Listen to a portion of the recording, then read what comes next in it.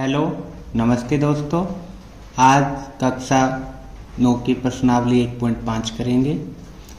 1.5 में हम घातांक वाले सवाल करेंगे, उनको हल करना है। तो घातांक के लिए कुछ नियम होते हैं, पहले उन्हें समझते हैं। जो भी घातांक वाली समीकरण होती है उनको हल करने के नियम होते हैं।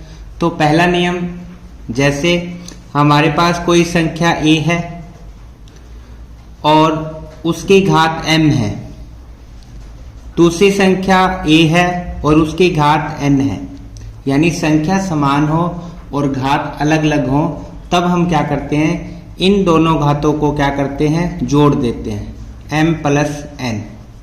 ठीक है। 2 नंबर, यदि ये भाग में हो तब a की घात m भाग a की घात n हो। ठीक है। तब हम क्या करते हैं, घातों को घटा देते हैं, तो m माइनस n आ जाएगा। भाग में मतलब इस प्रकार भी लिख सकते हैं हम am बटा an। ठीक है। इसका भी मतलब भाग ही हुआ, तो a m में से n क्या कर देंगे, माइनस कर देंगे। ओके। 3 नंबर, यदि घात कैसी हो, गुना में हो, जैसे a की घात m है और इसके ऊपर भी घात n हो, तब क्या करते हैं, तब हम घातों को इंटू कर देते हैं, तो a क्या आ जाएगा, m n आ जाएगा। ओके।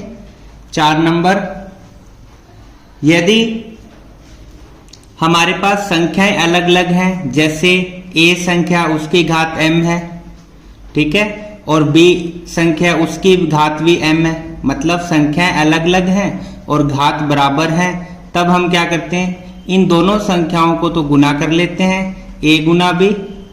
ओके। और घात एक बार लगा देते हैं n।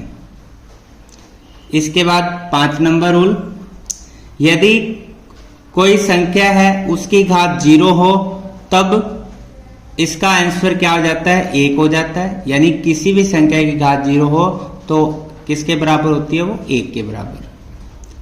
6 नंबर, यदि कोई संख्या है उसकी घात हमारे पास माइनस में है, ठीक है, कोई संख्या यदि की घात माइनस में है तो हम उसको इस प्रकार लिख सकते हैं, 1 बटा a की घात m। ठीक है, यानी माइनस में हो तो हम लिखेंगे 1 बटा a की घात m। ओके। यदि 1 बटा a की घात माइनस m हो, तब क्या करेंगे, a की घात क्या आ जाएगी, m आ जाएगी, यानी इसका अपोजिट हो जाएगा। तो अब प्रश्न नंबर हम 1 करते हैं। मान ज्ञात कीजिए। तो हमें 3 प्रश्न दिए हुए हैं इसमें। तो सबसे पहले 1 नंबर इसका हल करते हैं। 64 सही 1/2। हम क्या करेंगे, 64 के अभाज्य गुणनखंड करेंगे। किस प्रकार, जैसे 64 है तो इसके अभाज्य गुणनखंड करेंगे 2 से 3, फिर ये 2 पर 32 गुना 64, फिर 2 से कितने जाएगा 16, फिर 2 से कितने पे जाएगा 8 पर, फिर 2 से कितने पे जाएगा 4 पर, फिर 2 से 2 पर और फिर 2 से 1 पर। मतलब 2 कितनी बार आएगा, 1 2 3 4 5 6। ठीक है। तो हम इसको लिख सकते हैं 2 की घात 6 लिख सकते हैं। ओके। तो हमने गुणनखंड किए 64 के, तो 64 का गुणनखंड कितना आया, 2 की घात 6 आ गया, और हमारे पास 1/2 भी लिखा हुआ है। तो 2 से हम क्या करेंगे, ये 6 काट देंगे 3 पर, तो अब क्या बचेगा हमारे पास, 2 की घात 3। और 2 की घात 3 कितनी होती है, मतलब 2 गुना 2 गुना 2। इसको गुना करेंगे 2 दूनी 4 और 4 दूनी 8। ओके। इसी प्रकार 2 नंबर सवाल, 32 की घात 1/5 दिया हुआ है, तो 32 का गुणनखंड करेंगे, तो 32 का गुणनखंड कितना होगा, 2 से 16 पर जाएगा, फिर 2 से 8 पर, फिर 2 के पाड़े से 8 4 पर, फिर 2 से 2 पर और 2 1 पर। तो 1 2 3 4 5, 2 कितनी बार आया, 5 बार, तो मतलब 2 की घात 5 हो जाएगी। तो 32 का जब अभाज्य हमने गुणनखंड किया तो कितना आया 2 की घात 5, ठीक है, ब्रैकेट में, और 1/5 भी लिखा हुआ है घात, ठीक है, इसकी भी घात 1/5। 5 से 5 कट जाएगा, ठीक है, क्योंकि इनटू में होता है। अब क्या बचेगा हमारे पास 2 की घात 1, और 2 की घात 1 कितनी होती है 2 होती है। ओके, अगला प्रश्न 3 नंबर। 125 की घात हमें दे रखी है 1/3, तो 125 का अभाज्य गुणनखंड करेंगे तो 5 कितनी बार आ जाएगा 3 बार, यानी 5 की घात 3 125 होती है, और इसकी भी घात हमें 1/3 दी हुई है, तो 3 से 3 कट जाएगा, हमारे पास बचेगा 5 की घात 1, और 5 की घात 1 कितनी होती है अकेली 5 होती है, मतलब 5 एक बार लिखना है तो 5 का 5 आ जाता है। प्रश्न नंबर 2 करते हैं। मान ज्ञात कीजिए। तो हमें 4 सवाल दिए हुए हैं, ठीक है, इनके मान ज्ञात करने हैं। तो पहला सवाल 9 की घात 3/2 दिया हुआ है, तो 9 का जब अभाज्य गुणनखंड करेंगे तो कितना आएगा 3 × 3 मतलब 3 की घात 2, और इसकी भी घात हमें 3/2 दे रखी है, तो 2 से 2 कट जाएगा, कितना बचेगा 3 की घात 3, और 3 की घात 3 कितनी होती है, मतलब 3 को 3 बार लिखना है, 3 × 3 × 3, इसको जब गुना करेंगे 3 × 3 = 9 और 9 × 3 = 27, तो कितना उत्तर आ जाएगा इसका 27। इसी प्रकार प्रश्न नंबर 2 करते हैं।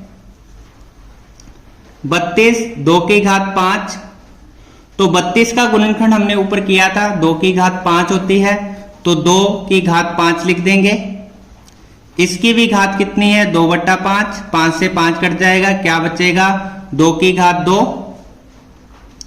और 2 की घात 2 कितनी होती है, मतलब 2 × 2, 2 × 2 कितना हो जाएगा 4। ओके, प्रश्न नंबर 3 16 की घात 3/4,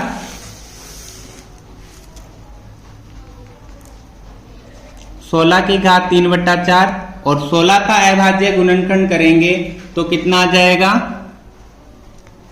2 की घात 4 आ जाएगी, ठीक है, और ऊपर भी इसकी घात दे रखी है 3/4, 4 से 4 कैंसिल हो जाएगा, क्योंकि घात के ऊपर घात होती है तो क्या हो जाते हैं वो इंटू हो जाते हैं।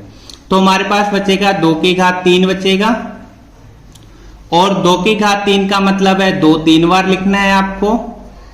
अब इंटू करेंगे 2 दूनी 4, 4 दूनी 8, तो इसका आंसर आ जाएगा 8।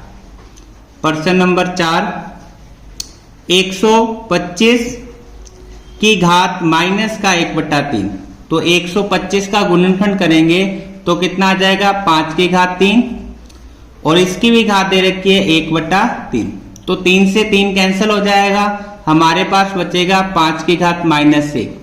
तो मैंने एक रूल लिखाया था आपको कि किसी की घात माइनस में हो तो उसको 1/am के रूप में लिख सकते हैं, तो हम इसको क्या लिख देंगे 1/5। ओके, तो ये 4 सवाल हो गए इसके भी। अब प्रश्न नंबर 3 करते हैं। सरल कीजिए।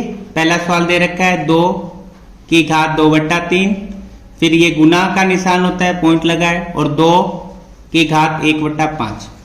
तो इसमें हम घातांक का नियम लगाएंगे।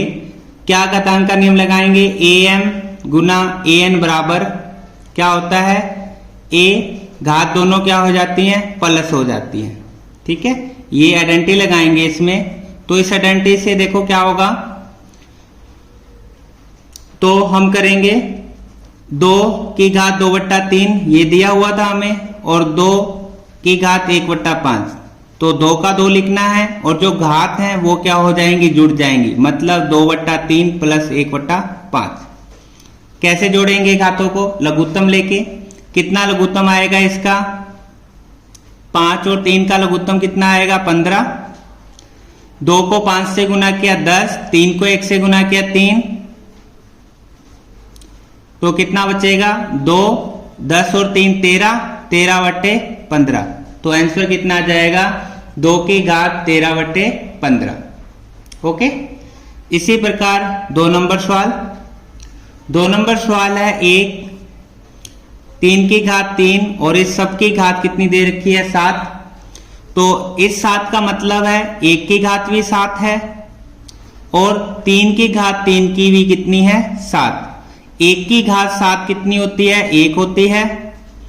3 की घात 3 है तो ये घात के जब ऊपर घात होती है तो आपस में क्या हो जाते हैं, ये इंटू हो जाते हैं। तो 3 का 3 और 7 को 3 से गुना किया 21। ठीक है, कौन सा इसमें रूल लगाया हमने, आइडेंटिटी कौन सी लगाई इसमें, आइडेंटिटी लगाई हमने a की घात m और इसकी भी घात n हो तो आपस में क्या हो जाते हैं, ये घात इंटू हो जाते हैं mn। ओके, प्रश्न नंबर 3 करते हैं। प्रश्न नंबर 3 है हमारे पास 11 की घात 1/2 फिर अपॉन 11 की घात 1/4। ठीक है, ये अब डिवाइड में है तो कौन सा नियम लगेगा, तो इसमें नियम लगेगा a की घात m और a की घात n हो तो क्या करते हैं, घातों को माइनस कर देते हैं। ओके, तो इस आइडेंटिटी से इसको सॉल्व कर लेंगे हम। तो कैसे हो जाएगा, 11 का 11 आ जाएगा। ठीक है, एक आए जैसे 11 का 11 और ये घात 1/2 में से 1/4 माइनस कर लेंगे। कैसे माइनस करेंगे, एलसीएम लेके। तो 11 का 11 एलसीएम कितना आएगा इसका, 2 और 4 का 4, 2 के पाड़े में 4 आता है 2 पर, 2 को 1 से गुना किया 2, 4 के पाड़े में 4 1 पर, 1 को 1 से गुना किया 1। तो आंसर कितना आ जाएगा 11, 2 में से 1 गया 1/4 यानी 11 की घात 1/4। प्रश्न नंबर 4, प्रश्न नंबर 4 हमारे पास 7 की घात 1/2 गुना 8 की घात 1/2, मतलब घात बराबर हैं और संख्या अलग अलग है। तो कौन सी आइडेंटिटी लगाएंगे, a की घात m गुना b की घात m हो तब हम क्या करते हैं, a और b को गुना कर देते हैं और घात एक बार लगा देते हैं। ठीक है, तो इस आइडेंटिटी से इसको सॉल्व करते हैं हम। तो हम क्या करेंगे, 7 और 8 को तो गुना कर लेंगे और इसकी घात 1/2 लगा देंगे। 7 और 8 को गुना करेंगे तो 7 8 कितने होते हैं 56, 56 की घात 1/2, इसका क्या आ जाएगा, आंसर आ जाएगा। ओके, तो ये पहली प्रश्नावली पूरी हो चुकी है। यदि आपको वीडियो पसंद लगे तो लाइक शेयर सब्सक्राइब जरूर करें। धन्यवाद।